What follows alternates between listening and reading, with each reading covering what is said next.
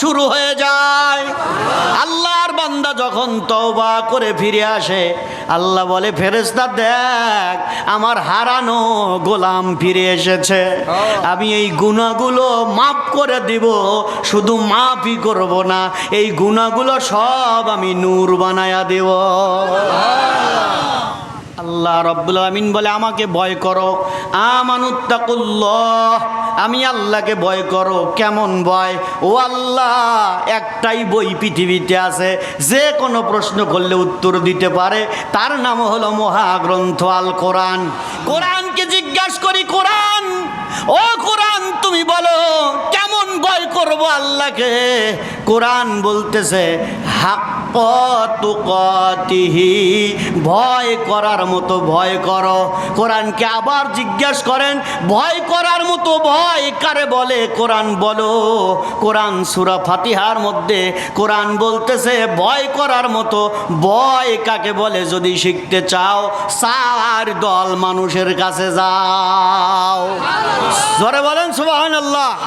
কয় দল? কয় দল? আল্লাহকে ভয় করা শিখাবে কয় দল? 4 দল। কোন 4 দল? কারা কারা বলো? কোরআন বলতেছে মিনান নাবিয়িনা ওয়াস সিদ্দিকিনা ওয়াশ শুহাদাই ওয়াস সালিহিন। কোরআন বলতেছে সালিহ নবীগণ, শহীদ সিদ্দিকগণ, শহীদগণ, ওলি আল্লাহরা। ওলি আল্লাহর কাছে গেলে আল্লাহকে কেমনে ভয় করতে হয় শিখতে পারবা। কারণ আমরা নবী পাই নাই, নবী পাবো না, নবী পাওয়া সম্ভব নয়। হযরত তালহার মতো শহীদ আর পাবো না, হযরত মুআজ রাদিয়াল্লাহু তাআলা আনহুর মতো শহীদ আর পাবো না, হযরত হামজালার মতো শহীদ আর পাবো না রে। যে হানজালা উহুদের ময়দানে শাহাদত বরণ করলো, যে হানজালা বাসর করবে, বউ নিয়ে বাড়ি এসেছে, বাসর ঘর করবে, কে যেন বলে যায় হামজালা রে কিসের বাসর? উহুদের ময়দানের খবর পাইলাম, হায় আমাদের নবী নাকি জিন্দা নাই, নবী মারা গেছে, কুতিলা মুহাম্মদ। ও হামজালা কার বাসর করবা? হযরত হামজালা ঘরের মধ্যে ঢুকলেন না, বাইরে থেকে ডাক দে বলে বিবি রে বিদায় দে, বাসর করা হলো না। বিবি বলে কেন গো স্বামী, মাত্র আমাকে বিয়ে করছেন, আমি আপনাকে দেখি নাই, আপনিও আমাকে দেখেন নাই। ও গো স্বামী ভিতরে আসেন। হযরত হামজালা বলেন ভিতরে গেলে আমার অন্তরে প্রেম জন্মাইতে পারে। আমি শুনলাম আবার নবী নাই রে, কথা বলার সময় নাই, তলোয়ার খানা দে, এ বিবি তলোয়ার খানা দে, থাকবো না, চলে যাব। আমার ভাইজান আব্বা জানেরা নবীর উম্মতেরা, হযরত হামজালা রাদিয়াল্লাহু তাআলা আপনার দৌড়ে চলে গেলেন উহুদের ময়দানের দিকে। আমার ভাইজান আব্বাজিরা নবীর উম্মতেরা, হযরতে হামজালা রাদিয়াল্লাহু তাআলা আনহু যুদ্ধে উহুদের ময়দানের দিকে দৌড়ালেন।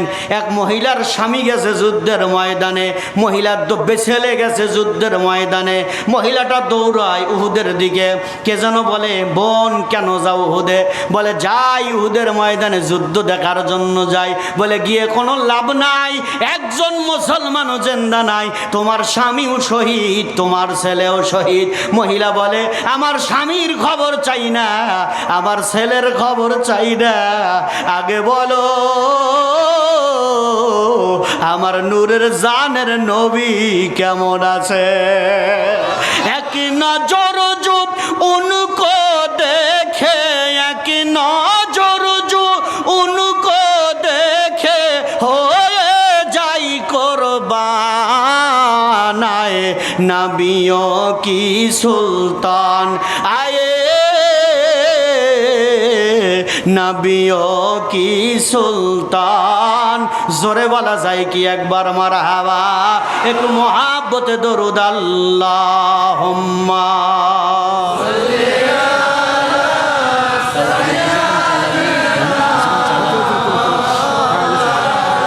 মুহাম্মাদ ওয়ালা। জবান বন্ধ রাখেন না, অলসতা কইরা লাভ নাই।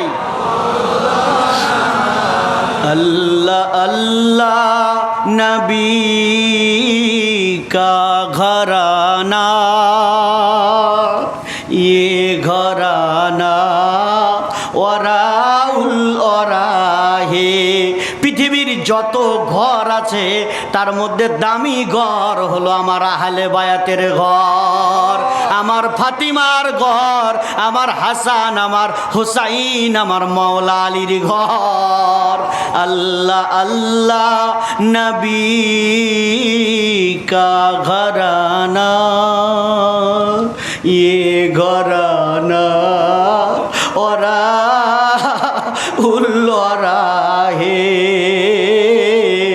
আল্লাহ আল্লাহ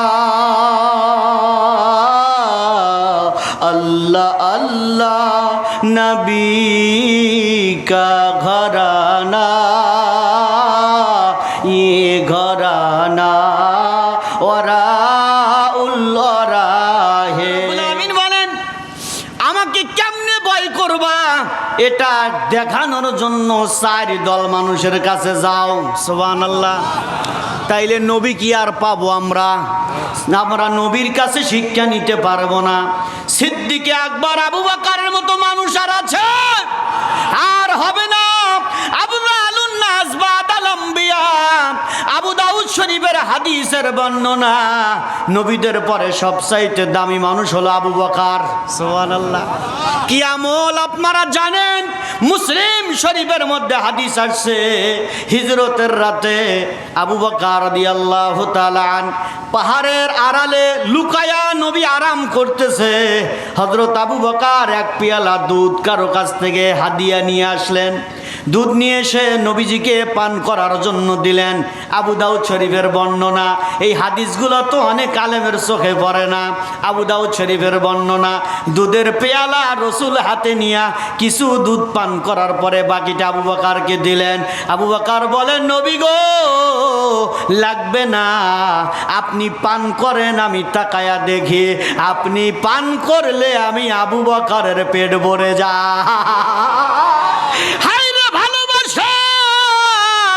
মা ছেলেকে এইরকম ভালোবাসে, মা না খেয়ে ছেলেরে খাওয়ায়, আবু বকর নিজে না খেয়ে আমার নবীরে খাওয়ায়। আল্লাহ বলে, নবী গো মিনান নাবিনা ওয়া সিদ্দিকিনা ওয়াশ শুহাদা ওয়াস সালিহিন।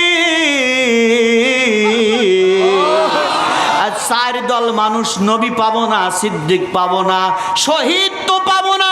কবে ভারতের সাথে হিন্দুস্তানের সাথে একটা যুদ্ধ লাগবে, সেই দিন মরলে গা শহীদ। আজকে ভাই ভাই মারামারি করে মরবেন, শহীদ বলা হয় না। ক্ষমতার জন্য লড়াই করবেন, শহীদ বলা হয় না। এটা শহীদই নয়, এটা পাকা বন্ডামি। কথা ঠিক কিনা বলো? শহীদ হবে বিধর্মীর সাথে যেদিন যুদ্ধ লাগবে, সেদিন তোমাদের আগে আমরা বের হব ইনশাআল্লাহ। আল্লাহ কোন মুসলমান মাইরার মধ্যে কোনো গ্রাফিটি নাই, মুসলমান মাইরা ইসলাম কায়েম হবে না। বিধর্মীর সাথে যেদিন যুদ্ধ লাগবে সেইটা হলো জেহাদ। সেইটা কি? সেইটা হলো জেহাদ। সেটা নসিবে আছে না নাই জানি না। আল্লাহ বলে, নবী আল্লাহ বলে আর একদল মানুষ আছে সালেহীন, যাকে দেখলেই ওযুদ হয়, ফয়েজ বাড়ে, যাকে দেখলে জিকির জারি হয়ে যায়। এমন আল্লাহ ওয়ালাদের কাছে যাও, আল্লাহকে কেমনে ভয় করতে হয় তারাই তোমাদের শিখায়া দিবে। এখন আসেন ওলি আল্লাহরা কেমনে শিখাইয়া দিল আল্লাহকে কেমনে ভয় করতে হয়। চলেন চলে যাই। আল্লাহর ওলি হজ করার জন্য গেছেন মদিনায়। মদিনা মক্কায় গিয়া কাবার পাশে দাঁড়ায় এক দেখে আল্লাহর ওলি হজে গিয়া দেখে এক যুবক কাবার পাশে দাঁড়ায়া এরকম চেহারা ঢাকা, দুহাত তুলে আল্লাহর ভয়ে কাঁদতেছে। কেমনে ভয় করবেন শেখার জন্য ঘটনাটা বললাম। দুহাত তুলে কাঁদতেছে, আল্লাহ এই জমিনের ধুলি কোনা যত, ও আল্লাহ এই জমিনের ধুলি বালি যত, আমার গুনাহ তত। এই জমিনের সাগর উপসাগর নদী নালা খাল বিলের পানি যত, আমার গুনাহ তত। মালিক আমায় ক্ষমা করে দাও, গোলাম তোমার দরবারে হাজির। গোলাম হাজির তোমার দরবারে, তুমি লাথি দিলে যাওয়ার মতো আর কোনো দরজা নাই। আমরা যদি আল্লাহকে আল্লাহ বলে না ডাকি, আল্লাহকে ডাকার জন্য কোটি কোটি প্রাণী রয়ে গেছে, কিন্তু আমার আল্লাহ যদি আমাদের বান্দা হিসাবে গ্রহণ না করে, আমার আল্লাহর মতো রব আর কি আছে? আমার আল্লাহর মতো মালিক আর কেউ নাই। আল্লাহর এই যুবক বান্দা সারা রাত কান্দে। আল্লাহর ওলি যুবকের কান্না দেখে দুহাত তুলে দোয়া করলেন, আল্লাহ হয়তো যুবক সত্যি বড় অপরাধী, নাইলে এইভাবে সারা রাত কাঁদবে কেন? ও আল্লাহ, এই যুবকের জন্য আমিও দোয়া করি, যুবক রে তুমি আল্লাহ মাফ করো, ক্ষমা করো। রাত্রি 3:30 বাজে, যুবকের কাঁধের উপর দিয়ে হাত দিয়া বলে, যুবক রে এত কান্না কাউরে দেখি নাই। আল্লাহর ভয়ে মানুষ এইভাবে কান্দে, বলেন না আল্লাহ, মোহাব্বতে বলেন আল্লাহ। এ যুবক, আল্লাহর ভয়ে এইভাবে কোনোদিন কোনো মানুষকে কাঁদতে দেখি নাই। যুবক রে, তোর জন্য আল্লাহর দরবারে দোয়া করেছে, আর কাঁদতে হবে না। যুবক মোনাজাতখানা বন্ধ করে দাও। যুবক হাতখানা নামাইলেন, হালটা কাইটে গেছে। নামানোর পরে আল্লাহর ওলি বলতেছে, যুবক কে তুমি? কি তোমার পরিচয়? তোমারে চিনলাম না। যুবক সামনের চাদরখানা সরাইয়া দিলেন। চাদর সরানোর সঙ্গে সঙ্গে দেখে তিনি আর কেউ নয়, যার দেহের মধ্যে আছে হযরত ফাতিমাতুজ জোহরার রক্ত, যার দেহের মধ্যে শেরে খোদা আলীর রক্ত, যার দেহের মধ্যে কুল কায়নাতের নবী, নবীদের শিরোমণি হাবিবে দো জাহান রহমাতাল লিল আলামিন নবীর রক্ত যার দেহে, তিনি আর কেউ নয় রে, ইমাম হুসাইনের পুত্র হযরত ইমাম জয়নাল আবেদীন। যার জিন্দেগিতে কোনোদিন হাসে নাই, মনটা লাগাইয়া দেন মদিনার সাথে, জীবনে কোনোদিন হাসে নাই, সব সময় শুধু কান্দে। বিশেষ করে পানি যখন সামনে আসতো, পানির দিকে তাকায় দুই চোখের পানি ছেড়ে কান্দতো। হায় রে পানি, এই পানির জন্য কারবালার ময়দান হাহাকার হয়ে গেল। এই পানির জন্য আমার আব্বা কারবালার ময়দানে শাহাদত বরণ করলো। এই পানির জন্য আমার ভাই দুধের বাচ্চা আলী আসগার শহীদ হয়ে গেল। এই পানির জন্য আমার ভাই আলী আকবর শাহাদত বরণ করলো, যার চেহারাটা সরাসরি আমার নূরের নবীর চেহারার মতো। কি বলবো, দৃশ্য বললে আপনারা সহ্য করতে পারবেন না।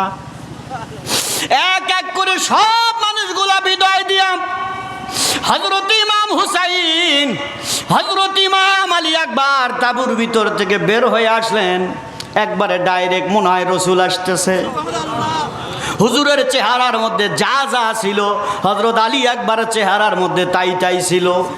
হুজুরেরও জোড়া বুরু, আলী আকবরেরও জোড়া বুরু। মারহাবা কন্যা, একেবারে ডাইরেক্ট মনে হয় রসুলুল্লাহর প্রতিচ্ছবি, সরাসরি রসুলুল্লাহর ফটোকপি।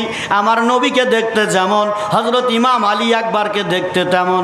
তাঁবুর ভিতর থেকে আসার পরে ইমাম হুসাইন দৌড়ে গিয়ে জড়ায় ধরে কপালে চুমা দিয়ে বলে, চোখের সামনে সব বিদায় দিয়েছি, কারবালার ময়দানে সবাই শাহাদত বরণ করেছে, আলী আকবর আমি তোমারে বিদায় দিতে পারবো না। আলী আকবর বলে, আব্বা কেন বিদায় দিবেন না? হযরত ইমাম হুসাইন বলে, বেটারে এই জন্য বিদায় দেব না, আমার নানার কথা মনে হলে তোমার দিকে তাকায়। ওরে আলী আকবর, তোমার দিকে তাকাইলে আমার নানা দেখার ক্ষুধা আল্লাহ মিটায়া দেয়। আলী আকবর আমি তোমাকে বিদায় দিতে পারবো না। আলী আকবর বলে, আব্বা বুঝলাম বিদায় দিতে পারবেন না, কিন্তু কিয়ামতের ময়দানে আপনার নানার কাছে আমরা মুখ কেমনে দেখাবো? ও বাবা, আমার চোখের সামনে আপনি শহীদ হবেন, আমি আলী আকবর বরদাস্ত করতে পারবো না। কপালে চুমা দিয়া বিদায় দিলেন। একটা পয়েন্ট বলার জন্য আলোচনাটা তুলে ধরেছে। আল্লাহর নবীর নাতি হযরত ইমাম হুসাইন হযরত আলী আকবরকে বিদায় দিয়ে দিলেন। কে যায় রে কারবালার ময়দানে 7 দিনের পানির অনাহারি, যেই ফোরাতের পানি, এ মুসলমান বুঝে যাও, যেই ফোরাতের পানি কুকুর পান করছে, যেই ফোরাতের পানি কাকে পান করছে, যেই ফোরাতের পানি কাফেরেরা বেদিনেরা পান করেছে, তাদের জন্যই বন্ধ দিছে। ওই পানি পান করতে কাদের দেয় নাই তাদের কি চেনো? যার নানা সারা কাউসার দেওয়ার মতো কেউ নাই, যার নানা সারা হাসরের ময়দানে কাউসার দেওয়ার মতো কেউ নাই, তাদের জন্য কারবালার পানি বন্ধ।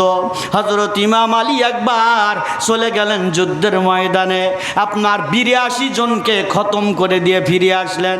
আসার পরে হোসাইন বলে, বেটা কেন আসলে বলো? হযরত ইমাম আলী একবার বলে, আব্বা পানির জন্য বুকটা ফেটে যায়, এক আজলা পানি পাওয়া যায় কিনা। এমন ইয়াজিদি বাহিনী এমনভাবে ঘেরাও করে রাখছে, এক ফোঁটা ফোরাতের পানিও পান করতে দেয় নাই। আজকে তারা মুসলমান উম্মত দাবি করে কেমনে আমি জানি না। ওই ফোরাতের পানি কত নাপাক মানুষ পান করছে, আর আমার নবীর আওলাদের জন্য ফোরাতের পানি বন্ধ করে দিয়া আপনার ইমাম পরিবারকে তারা কহর অবস্থায় রাইখে দিয়েছে। হযরত ইমাম হুসাইন আলী একবারকে বুকের মধ্যে জড়ায়া ধরে জিহ্বাখানা মুখের মধ্যে দিয়ে দিলেন। কিছুক্ষণ চষার পরে একটু তৃপ্ত হলো, আবার গেলেন শাহাদত বরণ করলো। হযরত ইমাম হুসাইন আলী একবারকে বুকের মধ্যে জড়ায়া ধরে বলে, এ কপাল পোড়া ইয়াজিদের দল, আমার জন্য না হলেও অন্তত আমার নানা জানের চেহারাটা খাতির করা উচিত ছিল। তোরা এতই দুর্ভাগা কপাল পোড়া, অন্তত আমার নানার চেহারাটাকেও খাতের করলি না। আলী একবারকে তাঁবুর মধ্যে তাঁবুর পাশে আয়না রাখলেন। এদিকে তাঁবুর ভিতর থেকে কান্নার আওয়াজ পাওয়া যায়। শহর বানু ডেকে বলে, প্রাণের স্বামী হুসাইন ভিতরে আসেন। ভিতরে গিয়ে দেখে ইমাম হযরতে আলী আসগার কান্না বন্ধ হয়ে গেছে, কাঁদতে পারতেছে না, মুখটা হা করে আছে, ঠোঁটটা জিবাটা শুকায় গেছে, পান করার মতো দুধ মায়ের স্তনে নাই, পানি নাই এক ফোঁটা তাঁবুর ভিতরে।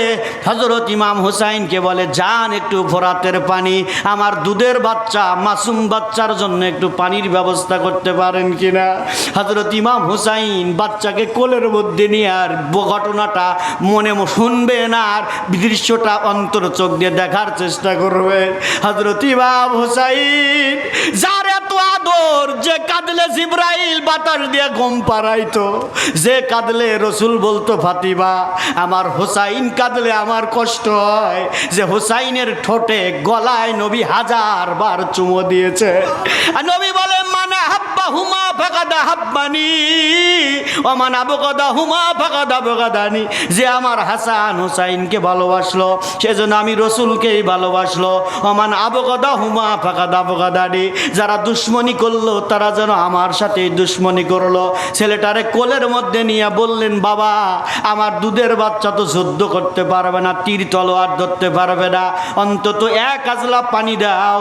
পানি হাতের মধ্যে নিয়েছেন ইমাম আলী আকবরের, ইমাম আলী আসগারের মুখের মধ্যে দিবে, এমন সময় কে রে দূর থেকে একটা তীর মেরে দিল।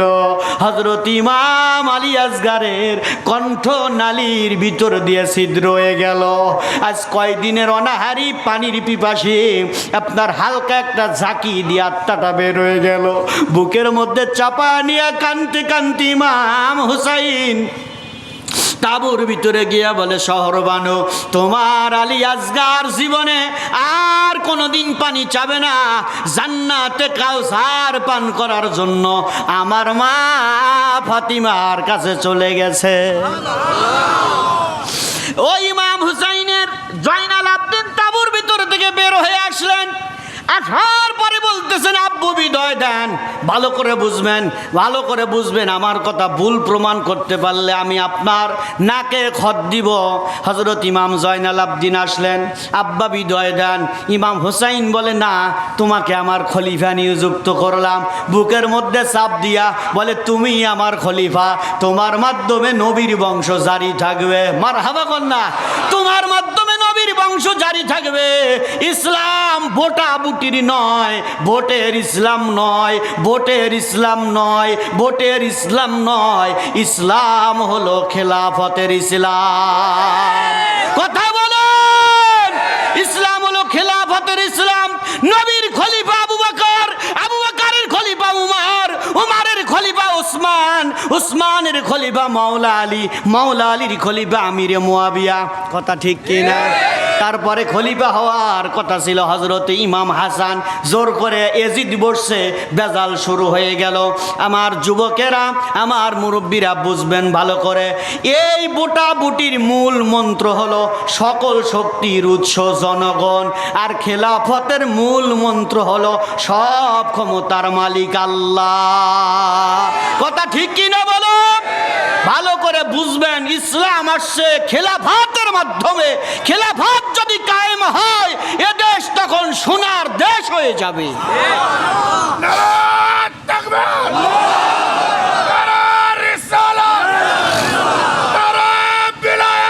গভীর মনোযোগ খেয়াল করুন।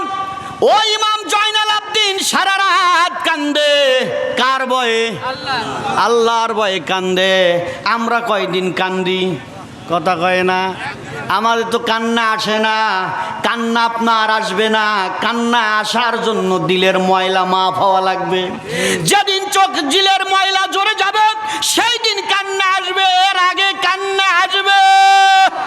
কলবের ময়লা না পরিষ্কার হওয়া পর্যন্ত আপনার চোখে কান্না আসবে না।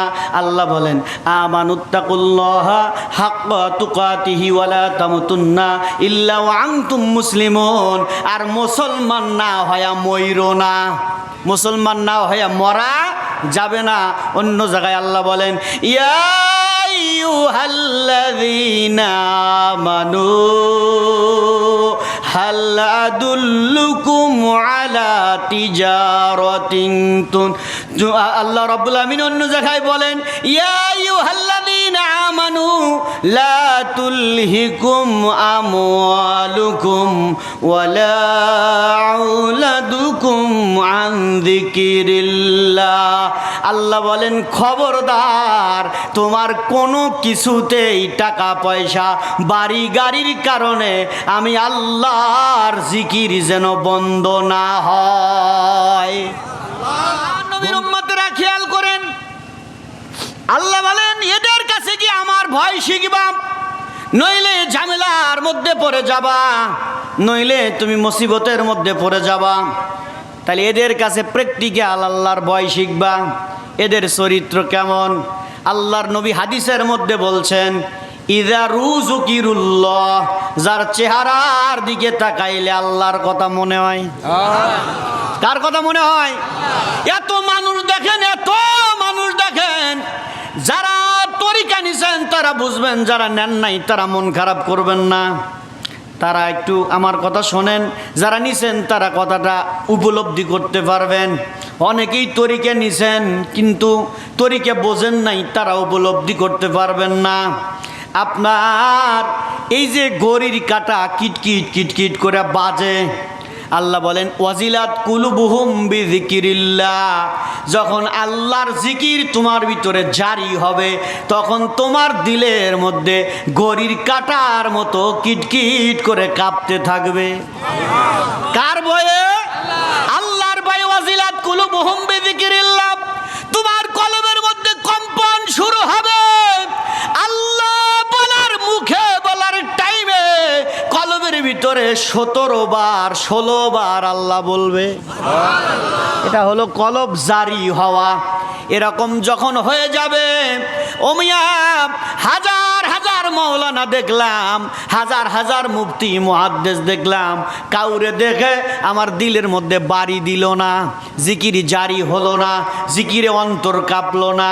কিন্তু আপনার যিনি পীর ও মুর্শিদ, সে যদি কামেল মোকাম্মেল হয়, সে যদি আপনার টাইটেল পাস নাও হয়, দাওরা হাদিস নাও হয়, সে যদি মাঠের কামলাও হয়ে আল্লাহকে অর্জন করে, তবুও তার চেহারার দিকে তাকাইলেও তোমার দিলের মধ্যে আল্লাহর জিকিরে বাড়ি শুরু হয়ে যাবে, জিকিরের প্রকম্পন শুরু হয়ে যাবে। এরা নবীর উম্মত। তাহলে তিনি কোন বস্তু, কি বস্তু? এবার আসেন, এইটা বোঝার জন্য, এইটা উপলব্ধি করার জন্য কথা আসে আবার চলে যায়। আমি তো ইচ্ছা করে কিছু বলতে পারি না। আল্লাহ যেটা বলাবে সেটাই হবে, এর বাইরে কিছু বলাও যাবে না। দেখেন, হযরতে আপনার এই হাদিসটা সব আলেমই পড়ে, যদি আলেম হয় তাহলে পড়ার কথা।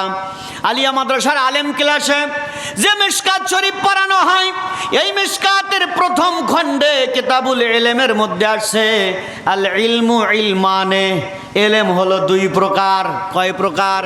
15 মিনিট আমি কথা বলবো, বড় মাইক ছেড়ে দেব। এলেম কয় প্রকার? দুই প্রকার। বলেন কয় প্রকার? দুই প্রকার। করেন আর না করেন শুনে তো যান। এলেম হলো দুই প্রকার। কয় প্রকার? দুই প্রকার। ইলমুল কলব, ইলমুল লিসান, একটা কলবি আর একটা জবানি। সুবহানাল্লাহ বলেন। একটা কলবি আর একটা জবানি। খুব মনোযোগ, টাইম নিছি 15 মিনিট ঘড়ি ধরেন, 15 মিনিটের মধ্যে মেসেজটা দিয়ে দেব। একটা কলবি, একটা জবানি। আগের যুগে এই ঢাকা বিশ্ববিদ্যালয় এর বয়স হয়েছে মনে করেন আপনার কয় বছর, মনে আপনার অল্প কিছুদিন।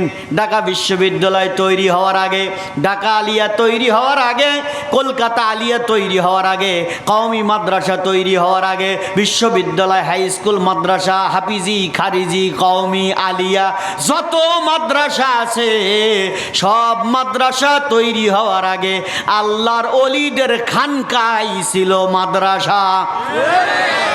ওলিদের খানকাই ছিল বিশ্ববিদ্যালয়। ইমাম জয়নাল আবদিনের পরে মাদ্রাসা তৈরি হয় নাই। ইমাম জাফর সাদেকের সময় মাদ্রাসা হয় নাই। ইমাম বাকেরের সময় মাদ্রাসা হয় নাই। বাইজিদ বোস্তামির সময় মাদ্রাসা নাই। হজরতে হাসান বসরির সময় মাদ্রাসা নাই। রাবিয়া বসরির সময় মাদ্রাসা নাই। জুনায়েদ বাগদাদির সময় মাদ্রাসা নাই। আপনার সুফিয়ান সাউরির সময় মাদ্রাসা নাই। তাইলে তারা লেখাপড়া করলো কোন জায়গায়? কথা কয় না। প্রশ্ন আছে না নাই? সাহাবীরা কোন মাদ্রাসায় পড়লো? উত্তর না দিলে বোঝা সোজা আছে। আজকে নবীর সাহাবীরা কোন বিশ্ববিদ্যালয়ে পড়লো? আমরা কেউ মুফতি, কেউ মাদানি, কেউ আজহারি, কেউ অমুক তমুক আছি না নাই? কিন্তু আবু বকর কোন মাদ্রাসায় পড়ছে? ওমার কোন মাদ্রাসায়? বেলাল কোন মাদ্রাসায়? বেলালের তো চেহারাও ভালো না, পড়াও শুদ্ধ না, যা পড়ে ভুল পড়ে। সুবহানাল্লাহ কয় না? ভুল তেলাওয়াত করে, শুদ্ধ হয় না বেলালের তেলাওয়াত। সে বেলাল আযান না দিলে ফজর হয় না মদিনায়। কোন কলেজে পড়লো জানতে চাই? আজকে তো ডিগ্রির বাহাদুরি করো, তফসিরের বাহাদুরি করো, কত কিছু জানো, জানার বাহাদুরি করো। ও মিয়া, এদের বিশ্ববিদ্যালয় হলো রসুলের সহবত। নবীর কাছে 1 সেকেন্ড থাকলে আর একজন কোটি বছর লেখাপড়া করবে। 1 সেকেন্ডে নবীর সিনা থেকে ওর সিনায় যা যাবে, কোটি বছর মাদ্রাসায় পড়লেও তা হবে না, হবে না, হবে না, হবে না। সহবতের এলেমে মানুষের চরিত্র গঠন হয়। কথা কয় না? কথা ঠিক আছে? হযরত সাহাবা আজমাইন কোন মাদ্রাসা? তোর কোন মাদ্রাসা ছিল? কোন মাদ্রাসা নাই। কয়রা নাই, কুল্লাপাড়া কামিল মাদ্রাসা নাই, ওই হাটাজারি নাই, কোন মাদ্রাসা নাই। নবীর গোলামি করে তারা এলেম অর্জন করছে। হযরতে বিশার হাফি কিছু লেখাপড়া জান না। হাসান বসরি, হযরতে হাসান বসরির পীর, মারহাবা কর। হাসান বসরি বিশার হাফির বাড়ি গেলেন, গিয়া দেখেন বিশার হাফি নামাজ পড়তেছে, মাগরিবের নামাজ, কোরআন তেলাওয়াত যা করতেছে তা ওর পিছে নামাজ হয় না। উনি ইক্তেদা করে আবার নামাজ ছাইরে দিলেন। ভালো করে বুঝবেন, আমার এখানে আলমারিতেই কিতাব আছে তাজকিরাতুল আউলিয়া। যে যা তেলাওয়াত করতেছে নামাজ হয় না, ইক্তেদা করার পরে নামাজের নিয়ত আবার ছাইরে দিলেন। ছাইরা দিয়া আমার ভাইরা একা একা বললেন, রাত্রে ঘুমায় আছে, আল্লাহ ডাক দিছে, হাসান বসরি, ওলিদের দপ্তর থেকে তোমার নামটা কাটা হবে। হাসান বসরি ঘুমের মধ্যে লাফায় উঠছে, আল্লাহ আমার অপরাধ কি? বলে আমার বিশার হাফির পিছনে নামাজ পড়লে না কেন? মারহাবা কর না। আমার বিশার হাফির পিছনে নামাজ পড়লে না কেন? হাসান বসরি বলে, আল্লাহ সে তো কোরআন শুদ্ধ করে পড়া জানে না। আল্লাহ কয়, তুমি যেবার তেলাওয়াত শুনলা তার অন্তরের দিকে তাকায়া দেখলা না, তার অন্তর জুড়ে শুধু আমি আল্লাহ আর আল্লাহ। কথা তো বাইরে যায়। মুসা নবী বলে, ইন্নী আরিনি রাব্বি, ও কাবার মালিক আল্লাহ,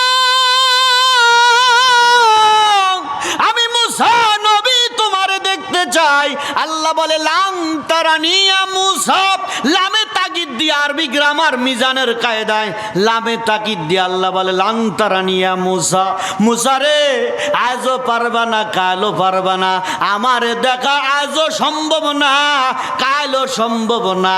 আমার নবীর কাছে বলে নবী, মুসা নবীরে বলছি কোনোদিন দেখা সম্ভব না। আপনি নবী দূরের কথা, আপনার উম্মতের ব্যাপারে শোনেন, আপনার উম্মতের ব্যাপারে আমি আল্লাহর বর্ণনা, ওয়াহুয়া মাকুম আইনা মা কুনতুম, আপনার উম্মতের ভিতরে আমি আল্লাহ। আমাদের ভিতরে কি আছে? যাদের দাড়ি সাদা হয়েছে ওইগুলো উত্তর দেন। আপনার বাড়ির খাঁচায় যদি পাখি থাকে, ওই পাখি কেমন দেখা যায় আপনার জানা আছে? বাড়িতে খাঁচার মধ্যে যদি পাখি রাখেন, ওই পাখির রূপ চেহারা কেমন আপনি জানেন? ঠিক জানার কথা, কারণ আপনি দেখেন, ওরে খাবার দেন, ওরে খাইতে দেন, দেখাশোনা করেন।